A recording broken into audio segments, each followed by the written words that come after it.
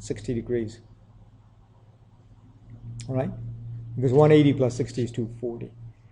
Now, since this is in Q3, okay, that's in Q3, and since only tangent is positive in this quadrant, sine is going to be a negative quantity, and then you're going to do negative sine of the reference angle, which is 60 degrees, sine 60, okay?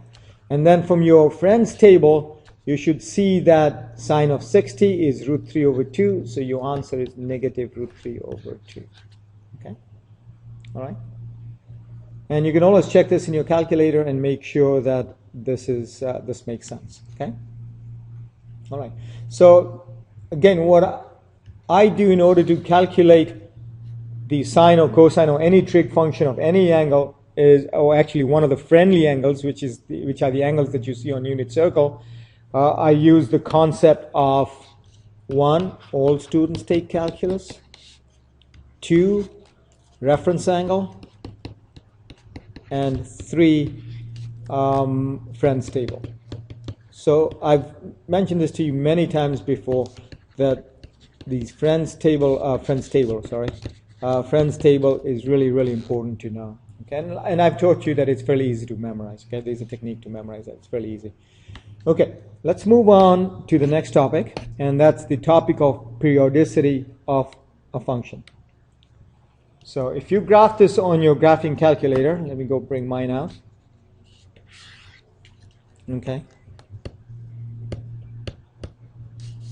I'm going to change the window on that. I want this to be 0 to 2 pi. Okay. And I will make sure that my y function is just sine x. Okay, there we go. So if I graph this, oops, come on, graph that. Okay, this is what it looks like.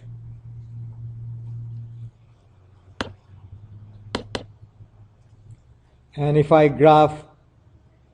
change the window now to 4 pi instead of 2 pi,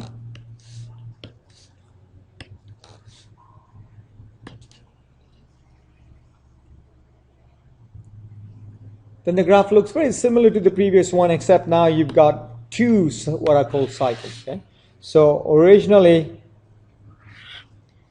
we had something like this, okay, and then it went from that to something like that.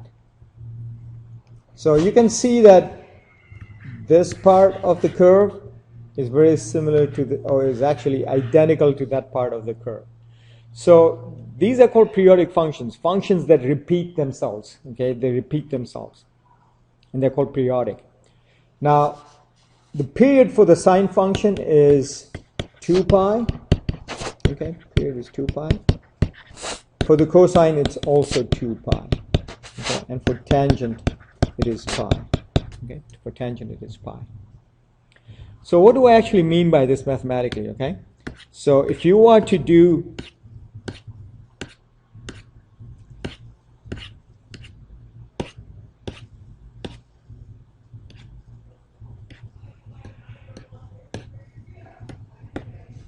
okay, I guess I'm going to play the scrolling game here.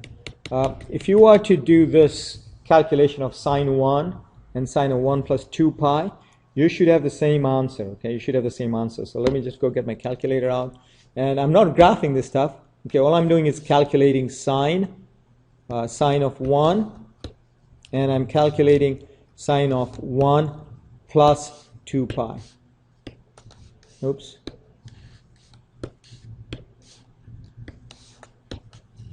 And I get indeed the same answer. So sine and cosine are both periodic, and if you do the bottom equation yourself at home, you should be able to verify that that is indeed true. Okay.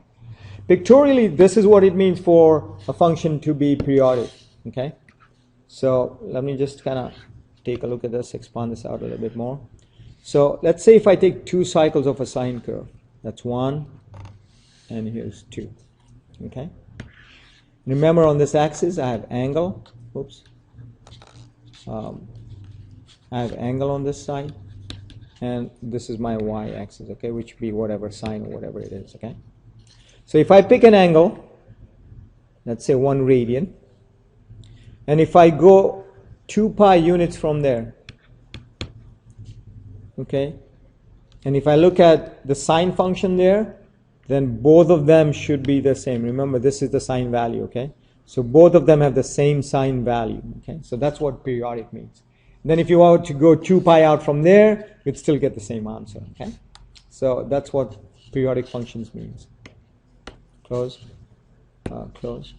And then what we need to do is talk about tangent. And this is where I messed up this morning in the first period when I was recording.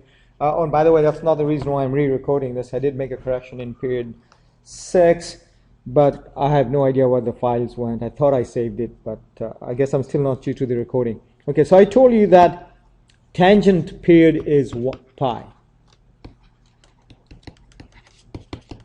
which means that tangent 1 has got to be equal to tangent of 1 plus pi. Okay, and I'm going to leave that to you to verify. Okay, so just plug it in your calculator and verify that. All right. Right. Next concept I want is to do some examples actually. Okay.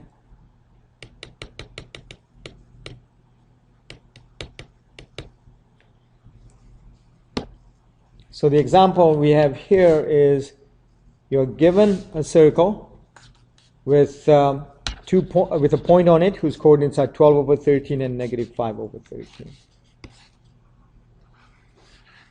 Okay, so in other words, you've got a point here whose x coordinate is 12 over 13 and y coordinate is negative 5 over 13. And the angle we are talking about is obviously this angle here, which puts it in quadrant 4, right? This is quadrant 4, this is 1, this is 2, this is 3. Okay?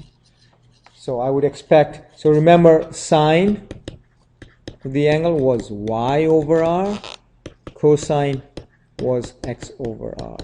Okay? All right, and so that's the last example of the day, and I'm done.